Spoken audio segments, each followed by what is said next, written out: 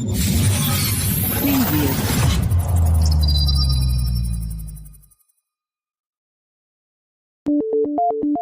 Audio Jungle.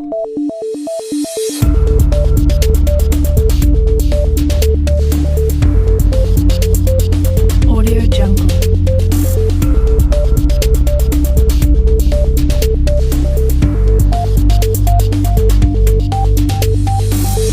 Audio Jungle.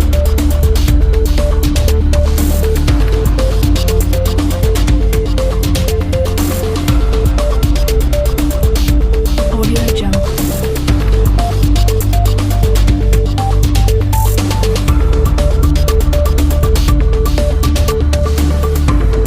Audio Jungle.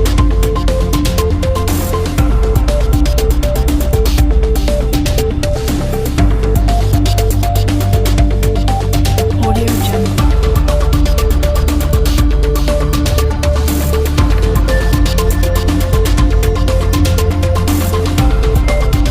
Audio Jungle. So, can you imagine a life without technology in society? No matter where you are or where you look, you will see someone sending a text, taking a selfie, or sending an email. However, how crucial is information technology? We all know that it is an ever-growing part of our lives and will continue to grow for generations to come. So, nevertheless, technology and the internet has radically changed the way we learn, we can interact, and we can talk to teachers, we can even buy from the internet too. We can earn money and solve our products also. So, but what about how will technology change our lives in 20 years? So, in 20 years, the potential scope of technology is infinite. Technological innovation is almost a day-to-day occurrence, causing a change in how we live and to make our lives easier. However, technology is constantly advancing and changing, sometimes at a shocking pace. Maybe in 20 years, machines could start thinking like humans. Maybe space trips designed to send people to Mars. Maybe clothing could give people superhuman skills in the next 10 years. Maybe virtual reality could replace textbooks during the next. So the convenience and power of technology is great. But as we progress as human race and continue to rapidly progress, we must consider the great benefits next to the dire consequences that such innovation share information, to read from the text, not just to hear stories from the other people. They were able to share their opinions, their stories with a much larger number of people. From the time we humans have a need to read to information yourself, to enter the world that are written on the paper right in front of us. But with the invention of modern technology, we got yet another way to share out our stories, our opinions, what we love and what we hate. And that way is so blogs. And now, are blogs better than books or not? Well, let's find out. Okay, there are some things that books do better than blogs. That is sure. First, that book is in the most cases higher quality than blogs. That because books pass through many stages of the selection, correction, and quality control, if we may call it that.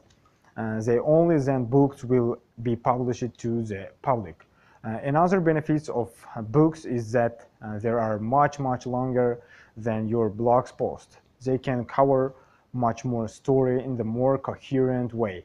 There is very low chance that you will get the book and the poorly written, while the same cannot be said for the blogs themselves.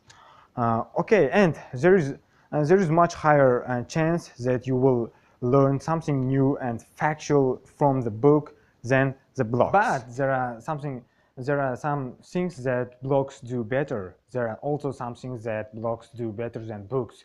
First, blogs are much more personal. They usually consist of personal stories of the people who are writing them. You can find millions of personal stories, each one of them unique and there is a small chance that you will find two similar blocks, while on the other side there is a high chance that you will run on the books that have pretty similar stories or points that they are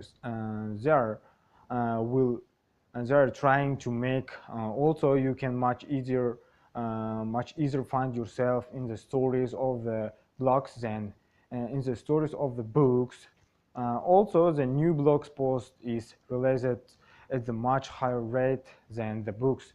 Every day you will find a million new blogs posts and only a few hundred new books released. Also, in the most cases, blogs are free to read. You don't have to pay a cent to read it, and if you don't like it, you can just move on and look for the one that is for you.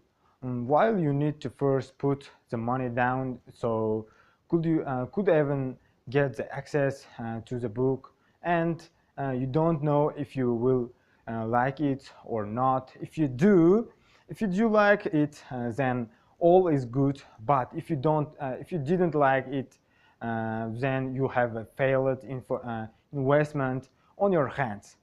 Okay, while books are physical media in the most cases and will take a lot of room if you collect them. Okay, in the end, are blogs better than books? The simple answer is no, but not because they are worse than books. Blogs and books are two different type of media meant for the different type of consumption. Books are meant to engage you with their stories, well-written text, and the quality of the same. While on the other hand, blogs are more personal text, are more meant for people who are looking for a specific type of reading material. All in all, books and blogs are both a great reading media, and they have their own special places in the world. Thank you. Okay, today I want to talk about the internet. Most people, especially users of the network, will agree with the statement that internet is a huge achievement of humanity. It is a feasible time of the internet with use of information, helps to get the necessary knowledge and solve the World Wide Web makes it possible to find new friends or even love. Time on the internet can be spent with advice, viewing transfers, receiving new knowledge, mastering foreign language. Some even manage to get a new profession with it, get or a good job.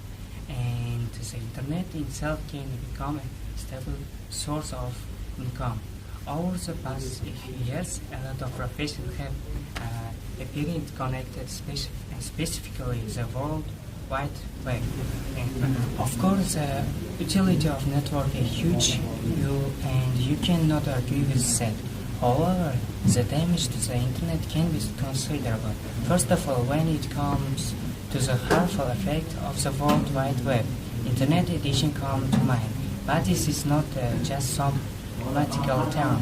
Specifically proven that about 10% of the internet users are dependent on it.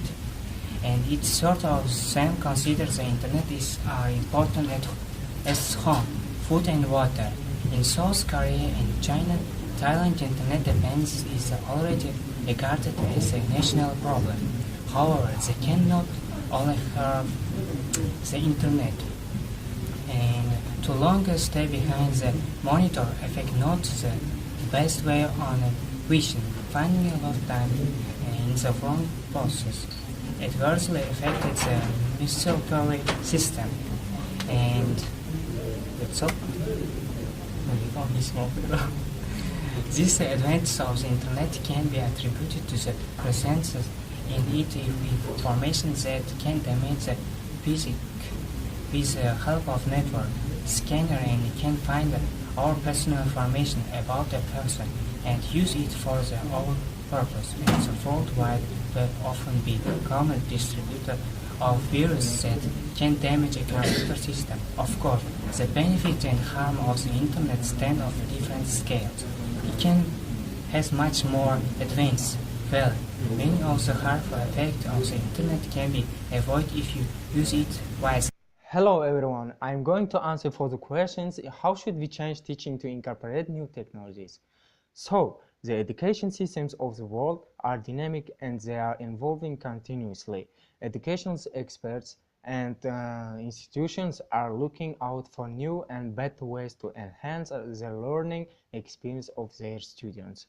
Unlike the past, the teachers and instructors are now open towards new methodologies and techniques that help in improving their productivity as well as operational efficiency and effectiveness. Like all other aspects of the society, technology has also affected the educational sector around the world. There are different technological changes and variations that have been incorporated in the teaching methods and process to make them more effective for the students.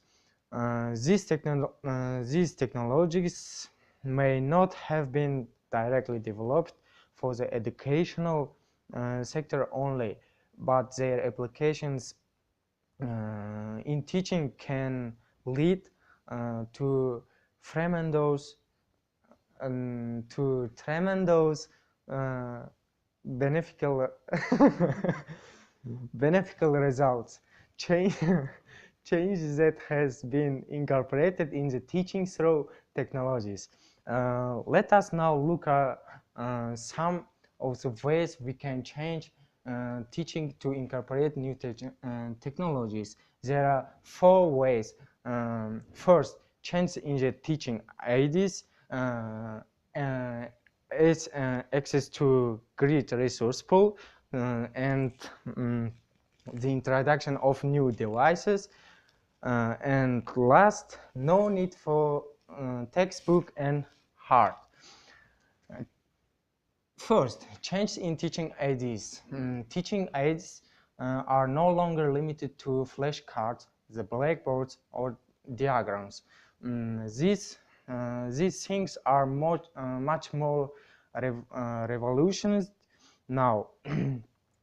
Use of multimedia presentations and various types of slides and audiovisual content helps enhance to the teaching activity and its effectiveness for the learning process. Second, access to great resource pool. Teachers can now use much larger resource database using online access to digital libraries throughout the world. Similarly, they can enhance their teaching capabilities by using these open resource for study and reference materials allocation to the students. And third way, the introduction of new devices. The utilization of stationary materials like pen and paper is decreasing day by day in the classroom activities. Employment of technological gadgets like laptops, smartphones, and tablets are much more convenient as well as efficient for the students and their notes. Teachers to use these latest technologies to make lesson plans, organize lectures, and giving out assignments and projects in soft copy forms like this presentation. And last, no need for textbooks and hard copies. What can I say about it? The use of physical hard copies of textbooks and reference materials is becoming less and less significant in the current technological era. Downloading the digital copy of the book is becoming more common in the teaching practice. By using technological devices and programs in their teaching practice, teachers are more committed towards the individual students as they were in previous traditional education systems.